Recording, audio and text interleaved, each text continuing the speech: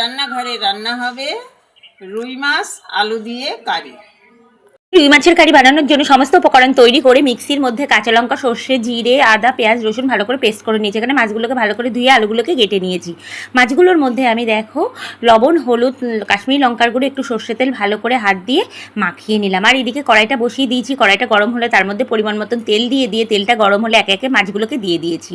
মাছগুলো ভাজা হয়ে গেলে একটা পাত্রে তুলে নিয়ে ওই তেলের মধ্যে কেটে রাখা আলুগুলো দিয়ে আলুগুলো ভাজা হলে একটা পাত্রে তুলে নিয়ে ফোড়নে দিয়ে দিয়েছি জিরে, তেজপাতা, গোটা গরম মশলাটা দিয়ে দিয়েছি। মশলাটা দিয়ে ভালো করে নাড়াচাড়া করে কিছু সময় পরে আমি টমেটো পেস্টটা আলাদা দিয়ে দিয়েছি। এর মধ্যে লবণ, হলুদ, একটু কাশ্মীরি লঙ্কার গুঁড়ো, একটু চিনি দিয়ে মশলাটা যখন কষা হয়ে গেছে তার মধ্যে আমি ভেজে রাখা আলুগুলো দিয়ে ভালো করে নাড়াচাড়া করে নিয়ে পরিমাণ মতন জল দিয়ে ঢাকা দিয়ে দিয়েছি। তো বন্ধুরা, ঢাকা দিয়ে 10-15 মিনিট পরে ঢাকনাটা তুলে একটু নাড়িয়ে নিয়ে আমি ওর মধ্যে ভেজে রাখা মাছগুলো একে একে দিয়ে তার ভেতরে একটু গরম মশলা পাউডার দিয়ে দেখো বন্ধুরা তৈরি হয়ে গেছে আমার আলু দিয়ে রুই মাছের কারি।